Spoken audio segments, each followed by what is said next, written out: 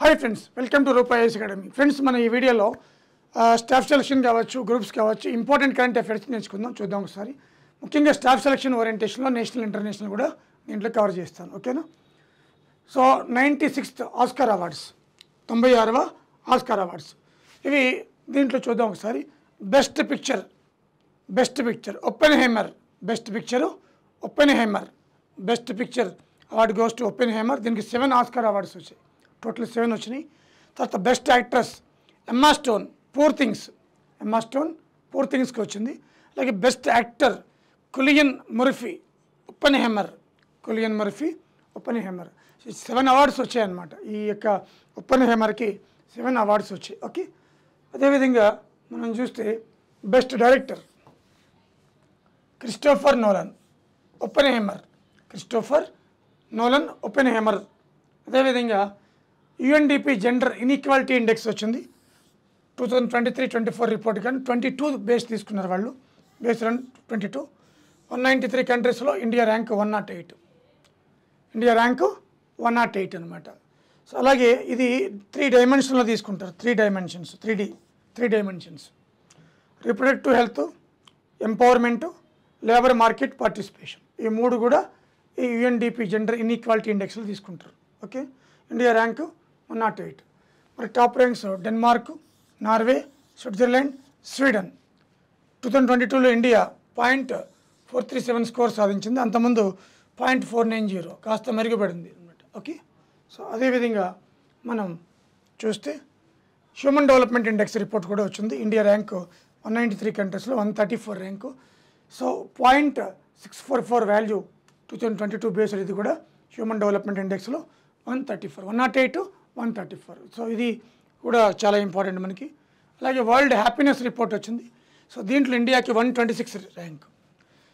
So మనకి ఇన్ఈక్వాలిటీస్లో, gender ఇన్ఈక్వాలిటీస్లో 108, యుఎన్డిపిలో మనకి హెచ్డిఏ రిపోర్ట్లో 134, హ్యాపీనెస్ రిపోర్ట్లో 126. ఫిన్లాండ్, డెన్మార్క్, ఐస్లాండ్, స్వీడన్ ఈ 4 కూడా టాప్ 4లో ఉన్నాయన్నమాట. ఓకే. అలాగే మనకి సిటిజన్ అమెండ్మెంట్ యాక్ట్, సిటిజన్షిప్ 2019 ఇది అమల్లోకి వచ్చింది 2024 మార్చి 11 నుంచి.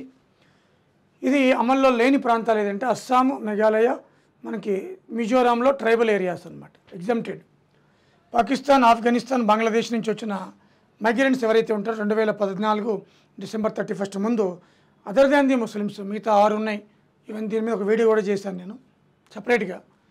6 మతస్థులు, క్రిస్టియన్స్ కావచ్చు, హిందూస్ కావచ్చు, సిక్కులు కావచ్చు, అదేవిధంగా పార్సీస్ కావచ్చు, అదర్ దాన్ ది ముస్లిమ్స్.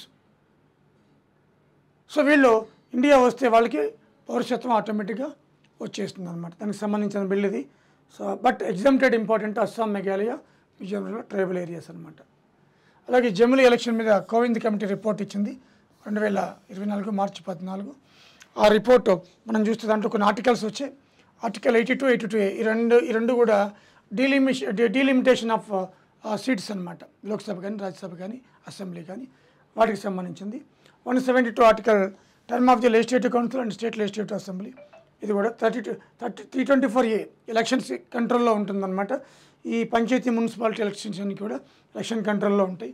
అలాగే 243EU ఇవి పంచాయతీ, మున్సిపాలిటీ కూడా ఎలక్షన్ సిస్టమ్ అది. సో అదొకటి. 32 మనకి మొత్తం 64 పార్టీలకి పంపితే ఒపీనియన్ జమిలీ ఎన్నికలు ఒకేసారి, అంటే అది సెంట్రల్లో, స్టేట్లో, పంచాయతీ, మున్సిపాలిటీ ఎన్నికలు అన్నీ ఒకేసారి జరగాలన్నమాట. 64 పార్టీలకి పంపిస్తే 47 ఒపీనియన్ చెప్పాయి. దాంట్లో 36 సపోర్టెడ్, 15 అపోజిట్ అనమాట. ఓకే. అదొకటి చాలా ఇంపార్టెంట్. అలాగే ఎలక్టరల్ బాండ్స్, ఇది పెద్ద బర్నింగ్ ఇష్యూ ఇప్పుడు. ఎలక్టరల్ బాండ్స్ అంటే ఏంటంటే రాజకీయ పార్టీలకి విరాళాలన్నమాట. అన్అఫీషియల్గా, అంటే ట్యాక్స్కి తెలియకుండా, ట్యాక్స్ డిపార్ట్మెంట్కి అన్అఫీషియల్గా అనమాట. ఆ విరాళాలు మరి అది అనైతికం అని చెప్పడం జరిగింది. ఎందుకంటే పిల్లు వేశారు. ఎవరంటే association for democratic reforms, CPM, అలాగే కాంగ్రెస్లో ఒక వ్యక్తి కూడా ఉన్నాడు అనమాట. వీళ్ళందరూ వేశారు, పిల్లు వేశారు. ముఖ్యంగా వీళ్ళు ముఖ్యం అనమాట. పిల్లు వేసినప్పుడు సుప్రీంకోర్టు ఇది అనైతికం అని చెప్పింది. 19(1) అంటే ఫ్రీడమ్ ఆఫ్ స్పీచ్, 14 ఆర్టికల్ అంటే రైట్ టు ఈక్వాలిటీకి వ్యతిరేకం ఇది అని చెప్పి చెప్పడం జరిగిందనమాట. ఎందుకంటే ఈ బాండ్లను ఆ పార్టీలన్నీ కూడా క్యాష్ రూపంలో క్యాష్ చేసేసుకున్నాయి, ఎన్హాన్స్ చేసేసుకున్నాయి అనమాట. అలాగే జడ్జిమెంట్ 5 మెంబర్స్లో DY Chandrachud supreme court chief judge 4 members illegal అని చెప్పారు, సపరేట్గా ఇచ్చారు. 1 మెంబర్ సపరేట్గా ఇచ్చారు. 4-1 అనమాట జడ్జిమెంట్. 2019 నుంచి 24 వరకు ఎన్ని బాండ్లు మొత్తం ఎన్ని వచ్చినాయి బాండ్లు అని చెప్తే ఇది ఎస్బీఐకే ఉంది. ఎలక్ట్రల్ బాండ్లు అన్నీ కూడా ఎస్బీఐ చూసుకుంటుంది, వేరే బ్యాంకులు లేవు. 22,030 బాండ్స్ అట మొత్తం ఎన్కాష్ చేస్తున్నారట. ఎంత? 11,671 కోట్లు అనమాట. దాంట్లో ప్రధాన పార్టీలు ఉన్నాయన్నమాట. నెంబర్ 1 బీజేపీ ఉంది. ఓకే. అలాగే గగన్యాన్, ఈ గగన్యాన్ ఆస్ట్రానట్స్ని 2025కి స్పేస్లో పంపించాలి. LVM Mark 3 అనే ఒక వెహికల్ ద్వారా పంపిస్తారనమాట. వాళ్ళ పేర్లను మోడీ గారు అనౌన్స్ చేశారు. వాటిలో మనకి ప్రశాంత్ బాలకృష్ణ నాయర్, అలాగే అంగద్ ప్రతాప్, అలాగే అజిత్ కృష్ణన్, అలాగే శుభాన్షు, ఈ నలుగురు కూడా మనకి గగన్యాన్ ఆకాశంలోకి వెళ్తారట మన ఇండియా తరపున. అగ్ని 5, దీన్ని దివ్యాస్త్ర అంటాం, దివ్యాస్త్ర మిషన్ అగ్ని 5. ఇది రేంజ్ 5,000 to 5,800 కిలోమీటర్లు. దీన్ని అబ్దుల్ కలాం వీలర్స్ ఐలాండ్ అంట, అబ్దుల్ కలాం ఒడిశా ఐలాండ్ నుంచి మార్చి 11, 2024 పంపించారు. ఇది ఇంటర్ కాంటినెంటల్ బాలిస్టిక్ మిషన్. దాని రేంజ్ 5,000 to 5,800. ఇది multiple independently targetable reentry vehicle, MIVR అంటాం. ఈ టెక్నాలజీ ఉన్న మనకి దేశాలు ఇవే. తర్వాత మన India, Russia, China, USA, France, UK, తర్వాత మన ఇండియాని. ఓకే. అదేవిధంగా ఫస్ట్ ఎలక్ట్రిక్ ట్రైన్ జమ్మూ కాశ్మీర్లో మోడీ గారు 2024లో మోడీ గారు ఇనాగ్రేట్ చేశారు. తర్వాత లాంగెస్ట్ రైల్వే టన్నెల్ కూడా జమ్మూ కాశ్మీర్లో ఉధంపూర్, శ్రీనగర్, బారాముల్లా 12.77 కిలోమీటర్స్ అట. ఇది కూడా మోడీ ఇనాగ్రేట్ చేశారు. అలాగే తూతుకుడి తమిళనాడులో first green hydrogen plant inaugurate చేశాడు అనమాట. ఇవన్నీ కూడా ఈ మధ్యన మోడీ గారు ఇనాగ్రేట్ చేసిందనమాట. అలాగే India and India got an agreement with European free trade agreement, European free trade. దీనివల్ల ఇండియాకి చాలా లాభాలు ఉంటాయన్నమాట. ఇండియా రీసెంట్గా స్వేచ్ఛ వాణిజ్య వ్యాపారం దేంతో చేసుకుందంటే European free trade agreement European యూనియన్తో చేసుకుందనమాట. అలాగే 12th melon exercise, navy exercise విశాఖపట్నంలో మనకి జరిగింది. దీని యొక్క థీమ్ ఏంటంటే కమరిడరీ, అదే కొహిజన్, అలాగే కొలాబరేషన్ అనమాట. సో ఇది ముఖ్యంగా మనకి ఈ థీమ్ తోటి జరగడం జరిగింది మిలాన్ విశాఖపట్నంలో. అలాగే పాక్ PM మనకి షెహబాజ్ షరీఫ్ సెకండ్ టైం మళ్ళీ ఎన్నికయ్యారు, ఆయన అపాయింట్ అయ్యారు. సో ఫ్రాన్స్ ఒక చరిత్రాత్మకమైన బిల్ తెచ్చింది.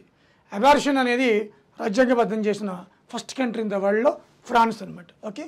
అలాగే పాలస్తీనా PM కొత్త ఆయన వచ్చారు, మహమ్మద్ ముస్తఫా వచ్చారనమాట.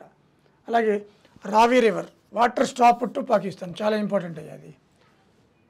రావి జలాల వాటర్ని ఇప్పుడు పాకిస్తాన్కి వెళ్ళదు, మొన్నటి వరకు వెళ్ళింది. ఎందుకంటే 1960లో ఇండస్ ట్రీటీ జరిగింది. అప్పుడు ప్రెసిడెంట్ అయూబ్ ఖాన్, జవహర్లాల్ నెహ్రూ గారు దాని ప్రకారం ఇండస్, జీలం, చీనా వీటికి పాకిస్తాన్కి వెళ్ళాలి వాటర్. రావి బియాస్ అట్లీస్ట్ మన ఇండియా ఉపయోగించుకోవాలి. కానీ రావి వాటర్ వాళ్ళకి వెళ్తుంది. ఎందుకంటే 1979లో మనకి ఒక ఒప్పందం జరిగింది పంజాబ్కి కాశ్మీర్కి మధ్య. ఆ ఒప్పందం ప్రకారము రావి నది ఒడ్డున మనకి డ్యామ్స్ కట్టాలి. రంజిత్ సాగర్ డ్యాము పైన లోయర్లో షాపూర్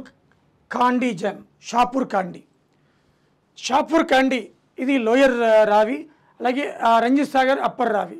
ఈ షాపూర్ కాండి అయిపోయింది అనమాట ప్రాజెక్టు మొన్న. కాబట్టి మోడీ గారు ఏం చేశారంటే ఇక నీళ్ళు ఇవ్వమని చెప్పి, ఇది బ్యారేజ్ కదా ఆపేస్తుంది. ఇక రావి నీళ్ళు మనకే ఇప్పుడు రావి బియాస్ అట్లేదు మనకి ఇప్పటికే అల్లాడిపోతుంది పాకిస్తాన్ నీళ్ళు లేక. ఇక ఇది కూడా చూసుకుంటే అయిపోయినట్టే దాని పని. ఓకే. సో ఇది ఇండస్ ట్రీటీకి సంబంధించి 1960లో జరిగిందనమాట. అలాగే ధర్మా గార్డియన్ ఇదొక exercise 25th March 9th India Japan రాజస్థాన్లో చేసాయి అనమాట. ఇండియా జపాన్ రాజస్థాన్లో చేయడం జరిగింది. ఇది ఒక మిలిటరీ ఎక్సర్సైజ్. అలాగే దుబాయ్ ఫస్ట్ టైం ఇండియాకి 5 years multiple entry tourist visa. జనరల్గా వీసాని టూరిస్ట్ వీసా 3 నెలలు ఇస్తారు, ఇది 5 years అనమాట. ఇతర గల్ఫ్ కంట్రీస్ కూడా దుబాయ్ రిలాక్స్ చేసింది దుబాయ్ టూరిస్ట్ ఇన్కమ్ పెంచుకోవడానికి. అలాగే బుద్ధ రిలిక్ సాంచి స్తూపా నుంచి తీసుకెళ్ళి మధ్యప్రదేశ్లో థాయిలాండ్లో ప్రదర్శించారు. చాలా ఇంపార్టెంట్గా వచ్చినది. బుద్ధుడి యొక్క అవశేషాలను సాంచి స్తూపా నుంచి తీసుకెళ్ళి మనకి ఇక్కడ ప్రదర్శించారు థాయిలాండ్లో అనమాట ఇది. ఓకే. ఫస్ట్ టైం ఇలా జరగడం ఇది. అలాగే పిఎం సూర్యఘర్ 2023-27 4 సంవత్సరాలు. అంటే ఇది సోలార్ మనకి ప్లేట్స్కి సంబంధించింది. సోలార్ ప్యానల్స్ 75,000 21 crores కేటాయించారు 4 yearsకి. 1 to 3 kilowatts fully subsidised installation on roof top అనమాట. ఎవరైనా ఇంటి పైన రూఫ్ టాప్ పెట్టుకోవచ్చు. అలాగే సోలార్ సిస్టమ్ 1 crore హౌస్ హోల్డ్స్కి ఫ్రీగా ఇవ్వాలి. అప్ టు 300 units వరకు. ఇప్పుడు మన ఇంటి మీద సోలార్ రూఫ్ టాప్ పెట్టుకున్నాం అనుకోండి, 60% మనకి సబ్సిడీ వస్తుంది. 300 యూనిట్లు ఫ్రీ ఇస్తుంది, మిగతావి అమ్ముకోవచ్చు అనమాట. ఇది గవర్నమెంట్ యొక్క పాలసీ అనమాట. దాన్ని పిఎం సూర్యఘర్ అన్నారు. ఓకే. లోక్పాల్ చైర్మన్గా రీసెంట్గా జస్టిస్ కన్విల్కర్ ఎన్నికయ్యారు. ఆయన ఈ లోక్పాల్లో ఒక చైర్మన్ 8 members మ్యాక్సిమం ఉంటారనమాట. నేను రాష్ట్రపతి అపాయింట్ చేస్తారు. రీసెంట్గా లోక్పాల్ చైర్మన్ ఎవరంటే జస్టిస్ కన్విల్కర్. అలాగే British broadcasting chairman Sameer Shah కాదు Shah. So BBC British broadcasting chairman Shamir Shah ఈయన ఎన్నికయ్యారు. ఎందుకంటే ఈ మధ్య బీబీసీ మీద కేసు కూడా పడింది. సో అందుకే న్యూస్లోకి వచ్చింది. ఓకే. సో ఫ్రెండ్స్, ఇవి కొన్ని కరెంట్ అఫైర్స్ మనకి. అలాగే offline batch 26th April start అవుతుంది. 26th April. ఎవరైనా ఇంట్రెస్టెడ్ ఉంటే రావచ్చు. రూపాకి కాల్ చేయండి. ఓకేనా friends? Thank you friends. Thank you very much.